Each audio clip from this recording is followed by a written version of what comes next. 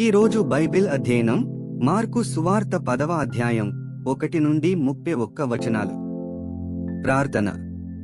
ప్రియమైన దేవా, మేము మీ వాక్యాన్ని చదివినప్పుడు మిమ్మల్ని బాగా తెలుసుకోవడానికి, ప్రేమించడానికి మరియు అర్థం చేసుకోవడానికి సహాయం చేయండి.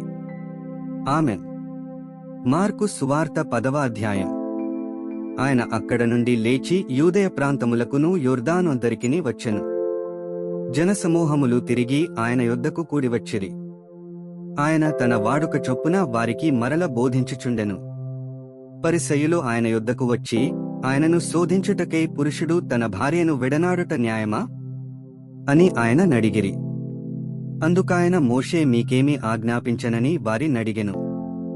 వారు పరిత్యాగ పత్రిక వ్రాయించి ఆమెను విడనాడవలెనని మోషే సెలవిచ్చెనని చెప్పగా, యేసు మీ హృదయ కాఠిన్యమును బట్టి అతడి ఆజ్ఞను మీకు వ్రాసి ఇచ్చెనుగాని, సృష్ట్యాది నుండి దేవుడు వారిని పురుషునిగాను స్త్రీనిగాను కలుగజేసెను.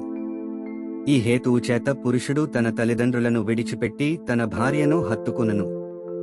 వారిద్దరు ఏకశరీరమయ్యుందురు గనుక వారిక ఇద్దరుగానుండక ఏకశరీరముగానుందురు. కాబట్టి దేవుడు జతపరచిన వారిని మనుష్యుడు వేరుపరచకూడదని వారితో చెప్పెను. ఇంటికి వచ్చి శిష్యులు ఈ సంగతిని గూర్చి ఆయనను మరలనడిగిరి. అందుకాయన తన భార్యను విడనాడి మరియొకతెను పెండ్లి చేసుకునువాడు తాను విడనాడిన ఆమె విషయమై వ్యభిచరించువాడగును. మరియు స్త్రీ తన పురుషుని విడనాడి మరియొకని పెండ్లి చేసుకునిన ఎడల ఆమె వ్యభిచరించునదగునని వారితో చెప్పెను. తమ చిన్న బిడ్డలను ముట్టవలెనని కొందరాయన యొద్దకు వారిని తీసుకుని వచ్చిరి. అయితే శిష్యులు వారిని తీసుకుని వచ్చిన వారిని గద్దించిరి. యేసు అది చూచి కోపపడి, చిన్న బిడ్డలను నా యొద్దకు రానియుడి, వారి నాటంకపరచవద్దు, దేవుని రాజ్యము ఈలాటి వారిదే.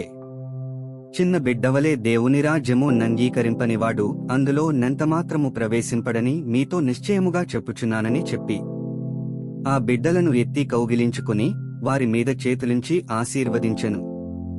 ఆయన బయలుదేరి మార్గమున పోవుచుండగా ఒకడు పరుగెత్తికుని వచ్చి ఆయన ఎదుట మోకాళ్ళూని, సద్బోధకుడా, నిత్య జీవమునకు వారసుడనగుటకు నేనేమి చేయుదునని ఆయన నడిగెను.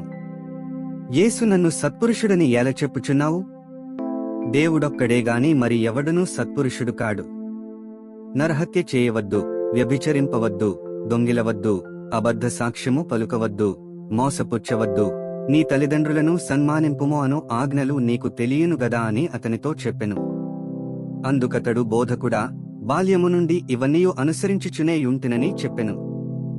యేసు అతని చూచి అతని ప్రేమించి, నీకు ఒకటి కొదువుగానున్నది, నీవు వెళ్లి నీకు కలిగినవన్నీయు అమ్మి బీదలకిమ్ము, పరలోకమందు నీకు ధనము కలుగును, నీవు వచ్చి నన్ను వెంబడించుమని చెప్పెను.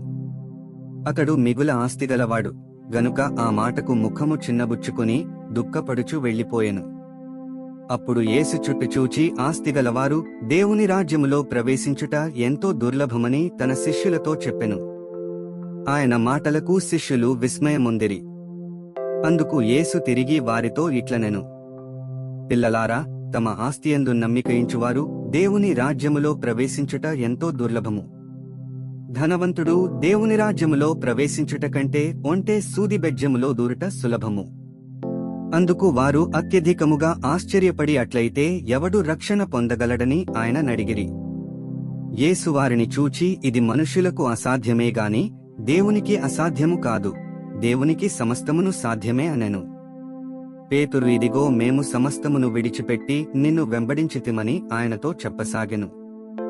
అందుకు యేసు ఇట్లనెను, నా నిమిత్తమును సువార్త నిమిత్తమును ఇంటినైనను, అన్నదమ్ములనైనను, అక్క చెల్లెండ్రనైనను, తల్లిదండ్రులనైనను, పిల్లలనైనను, భూములనైనను విడిచినవాడు ఇప్పుడు ఇహమందు హింసలతో పాటు నూరంతలుగా ఇండ్లను, అన్నదమ్ములను, అక్క చెల్లెండ్రను, తల్లులను, పిల్లలను, భూములను రాబోవు లోకమందు నిత్య జీవమును పొందునని మీతో నిశ్చయముగా చెప్పుచున్నాను. మొదటివారు అనేకులు కడపటివారుగుదురు, కడపటివారు మొదటివారుగుదురు అనెను. 31 వచనాలు చదివియున్నాము. ముగింపు ప్రార్థన. సర్వశక్తిమంతుడైన దేవా, నీవే మార్గము, సత్యము మరియు జీవము. చదివిన వాక్యాన్ని మా జీవితంలో అన్వయించుకోవడానికి మాకు సహాయం చేయండి. ఆమెన్.